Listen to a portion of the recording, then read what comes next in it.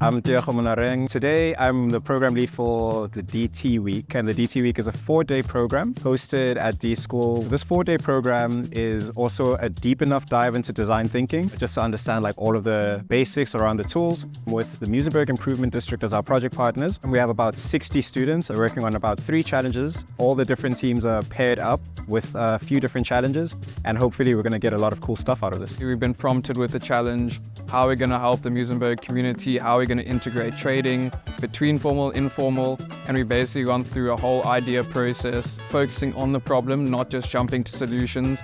And each day we've spent time really going through a process of trying to ideate the best ideas possible in a group setting with limited time. We actually went on a trip to go to Muizenberg, and we traveled via metro so that they can actually experience what it's like as a commuter in Cape Town, moving up and down from that context. So design thinking is really about tackling issues and challenges in a way that will benefit the user itself. With us coming to Muizenberg, we're getting to get their perspective, so we can keep that in mind when we're trying to implement changes. On day 1 and day 2 is now like getting user experience, interviewing people from different backgrounds, seeing their different experiences, maybe safety concerns. We're trying to get a bit of an understanding on the retail experience that the locals over here have, from the formal as well as the informal. There's so much, power that comes with diversity. Diversity, when really approached by it with a lot of empathy and understanding, it really is a superpower, no doubt.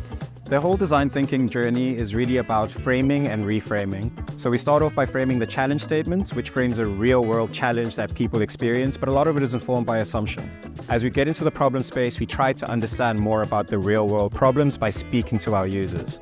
Once we actually speak to our users, we get to reframe our challenge into our users' point of view. We want to do one more round of reframing, moving from how we understand the problem to how we understand the solution should respond to the problem. And that's when we're going to actually create our solutions in the solution space. So today we had our final presentations for DT Week with our project partner Muizenberg Improvement District. We're excited to have Simon Roberts in the room with us. I've been pleasantly surprised in terms of the solutions that have been proposed. Simon helped us scope some of these challenges that the students got to work with. These were real-world challenges, and it was exciting to have Simon come back into the space, looking at the team challenges, looking at the team solutions. We are excited to see how MID is going to use some of the solutions or possibly implement some of the amazing ideas that came with our student ideations.